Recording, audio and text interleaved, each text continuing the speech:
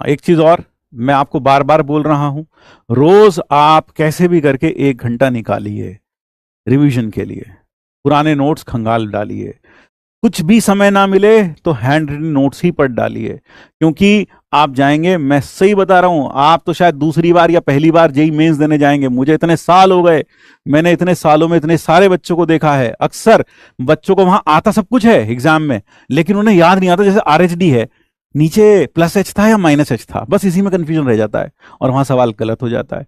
तो वह सब दिक्कतें क्यों आती हैं? क्योंकि आपने को फॉर्मूला भी ढंग से याद नहीं है ना। आप ट्रिक्स तो छोड़ दो, आपको फॉर्मूला भी ढंग से याद नहीं है। तो इस तरह के चीजें आपको फेस ना करनी पड़े। अभी चल रहा है अक्टूबर, और मैं ये सिर्फ अक्टूबर से नहीं, मैं शायद ही सितंबर के मिड से बोलना शुरू कर दिया है कि भैया रिवीजन करना जरूरी है, जरूर है। और बल्कि अगर मैं मिड क्या बात करूं, मैं तो शुरू से आरपीपी दे रहा हूं आपको। आरपीपी का मतलब रिवीजन प्रैक्टिस प्रॉब्लम्स हैं, उन्हें जरूर जरूर जरूर करिए बेटा, नहीं तो जनवरी में आके पेपर में आपको लगेगा मैं कर सकता था, सब कुछ पता है मुझे, ये तो कैसे होना है, फॉर्मूला ही याद नहीं आ रहा यार, प्लस का था कि माइनस था उसमें। इस तरह के कारण से, इस तरह की चीजों से आपके सवाल गलत हो जाएंगे, है ना।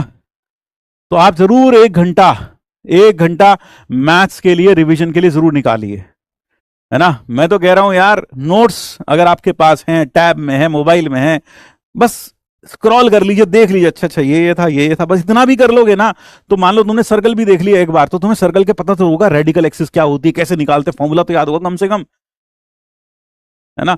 इतना तो जरूर करो यार। और तुम कहोगे कि भाई जब इंसान में कुछ करने का जुनून होता है ना, फिर वो समय नहीं देखता यार, है ना। हाँ, जब इंसान को पता है कि कुछ करना है तो फिर वो समय नहीं देखता, फिर वो सिर्फ अपना जो उसका ध्येय है, जो उसको पाना है, वो सिर्फ उसी को देखता है। ठीक है भाई। तो पहली चीज, है ना, बहुत सारे लोग कहते हैं सर इंजीनियरिंग ही या IIT is not the end of the life. Yes, of course it is not the end of the life, NIT is also not the end of life, but the point is आपने IIT JEE के लिए batch join किया, इसका मतलब क्या है? क्या मजाक मजाक में ज्वाइन कर लिया था है? या किसी के कहने पे ज्वाइन कर लिया था? नहीं भाई, अपने मन से ज्वाइन किया होगा ना। अब तुम इतने बड़े हो, ऐसा कोई, मुझे तो नहीं लगता ऐसा कोई होगा जो तुम पे अपनी चीजों को थोप सके, तो आपने अपनी मर्जी से ये लक्ष्य उठाया, है ना।